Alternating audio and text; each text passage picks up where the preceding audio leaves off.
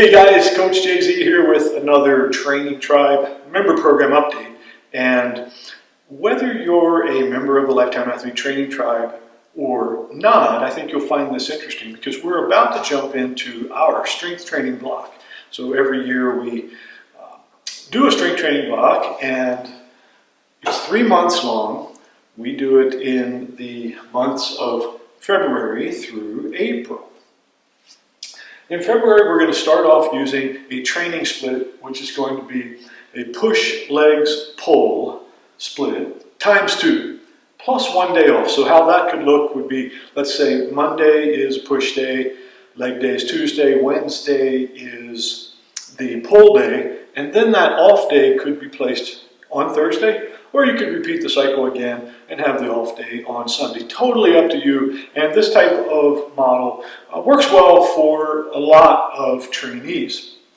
Now, in our training system, which we call our annual training plan, we do balance the 5 capacities of human performance. So we touch on power and speed and agility and endurance throughout the year, as well as strength. But in this block, we're emphasizing strength and we're just maintaining those other properties. Makes for some really fun workouts.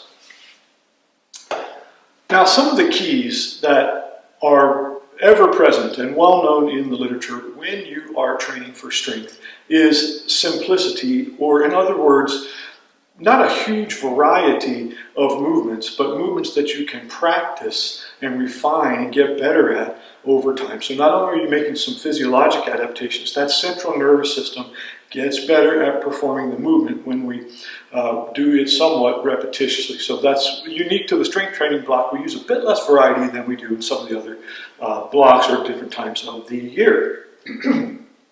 Like to use primarily heavy compound movements. Not all, we'll do some isolation work, yes, but there needs to be a few compound movements to create that anabolic stimulus within the body. We also try to be very true to progressive overload in that we're always increasing the loading effect on the body in some way. That could be via weight or numbers of sets, or sometimes even via the density of the workout, although density or compressing rest intervals, typically will be more useful in either a very hypertrophy or power focused model sometimes. But with strength, we want to make sure we do get adequate rests. Then we've got lower rep ranges in general. Now, I would say that heavy singles or doubles or triples definitely have a place in strength, and it's really the root of power lifting. However, for a lot of lifetime athletes, you can get very good strength results using rep ranges of 4 to 8 without the increased tissue demand or possible injury risk that can come with maxing out. We also want to really think about increasing the number of working sets. So once we've done our warm-up sets in a given exercise, it's the number of sets where we're really working at the desired load that's going to give us that strength adaptation. Well, over time, we want that number to come up, and we'll see that happen through our 3-month block. We'll certainly see it in the first month, but we'll use slightly different training splits in March and April. So one of the things that I was talking about there with all of these keys is that that's what goes into the main or primary portion of our training sessions or our workouts of the week, WOW, wow. And the auxiliary items, whatever items are made auxiliary based on what the block is focused upon, wind up in our prep, which is kind of warm up or activation, and the accessory, sometimes cool down or finale, but a lot of times that's where we'll place either isolation exercises or some of these other elements. So there could be a quick hit circuit or a little bit of low intensity cardio.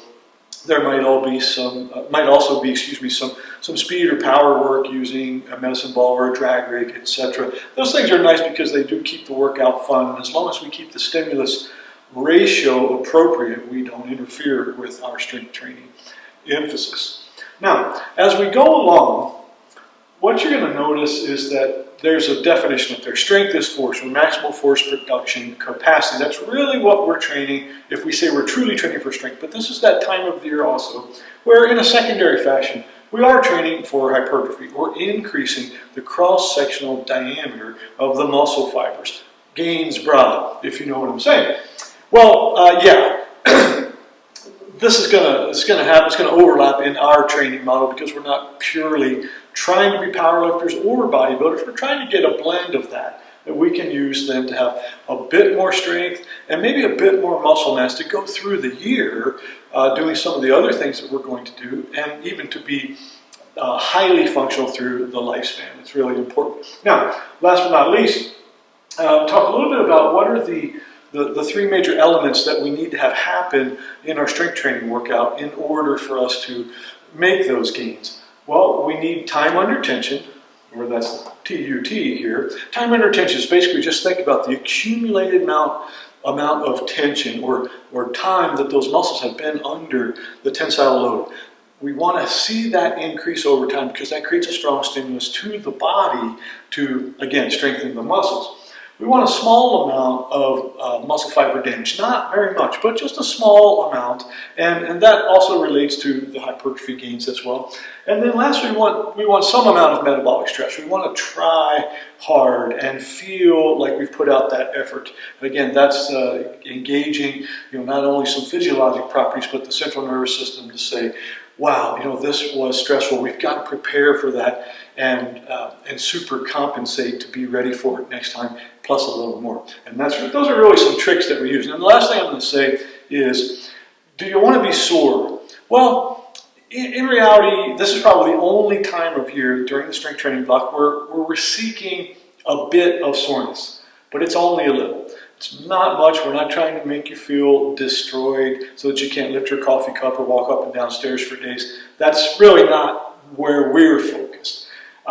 We don't want the soreness to be in the joints. If soreness is in the joints, it means that something's not going right with the training. Either exercise technique is suboptimal, load selection wasn't correct, the trainee hasn't built up an adequate training age to do the things that he or she is doing, things like that. So we don't want sore joints. But we want a small amount of muscle soreness, at least in the muscles that we've targeted in, let's say, the prior day's workout. And we want to see that fade over a day or two as well. Again, in this model that we're using.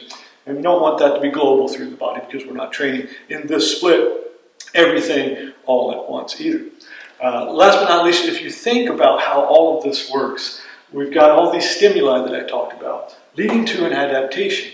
Well, in this depiction, the relationship looks linear, and that's exercise volume and time going up. It's not really linear. There's going to be some ups and downs in it, but that's how we do it to get ourselves stronger and to build that very important muscle and bone density and connective tissue integrity that's going to help us to perform at our best in every sport that we do through the entire lifespan. So thanks so much for being with me today. If you have questions about this and you're a Training Tribe member, by all means, please contact me in the T2 forum. You can respond to our daily emails or join me in the weekly masterclass meetings. If you're not yet a member and you're interested, maybe have some questions or want to learn more about what we do in the Training Tribe, just check out the T2 menu item in or on the website at thelifetimeathlete.com. Okay, so that's enough for today, talking about strength training and beginning this new block. This is Coach Jay-Z signing out. I'll see you next time.